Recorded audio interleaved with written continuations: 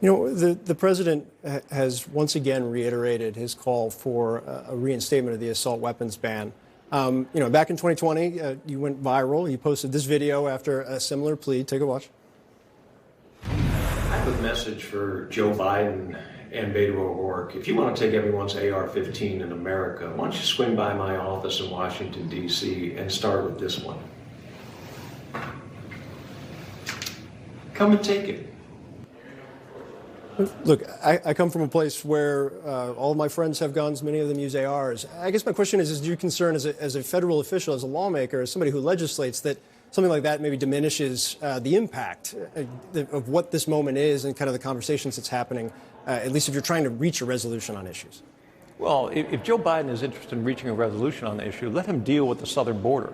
We have drugs coming across the southern border. And this crisis, this mental health crisis that we have in this country, has a direct relationship to our drug laws being loosened and the lack of funding at the state level for mental health services. So let Joe Biden deal with some of the issues that are underlying the very serious, and I have to tell you, my heart goes out every time we have one of these shootings to the victims and their families of these shootings. But it doesn't lessen the burden that Joe Biden has in finding solutions to these problems other than just blaming the gun all the time for the problem that he, in part, is causing by his policies on the border. So even if I stipulate everything you said related to the president, what's the burden on you as a lawmaker in the wake of these? You noted every time one of these happens, your heart goes out, you feel awful.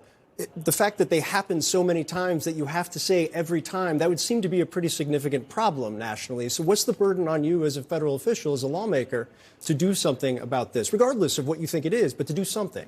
Right. No, I absolutely acknowledge that. And my burden is to make sure I follow the Constitution and the Second Amendment protects. There are more than 2 million AR-15s. As you said, you have some friends with AR-15s. They're not a danger to anybody. The idea that we're going to confiscate 2 million weapons in this country is pure folly. The idea that we're going to ban a particular kind of weapon as if some other weapon won't be used. I can remember 20 years ago, the ban was on handguns. We've got to stop handguns from being used. And handguns kill far more people than a rifle like an AR-15. If you go to Chicago and you look at the murder rate in some very poor areas of Chicago, they're not using AR-15s, they're using handguns. So ultimately, we need to stop the violence by making sure we take violent criminals off the streets and addressing the mental health issue that we face. That's my burden.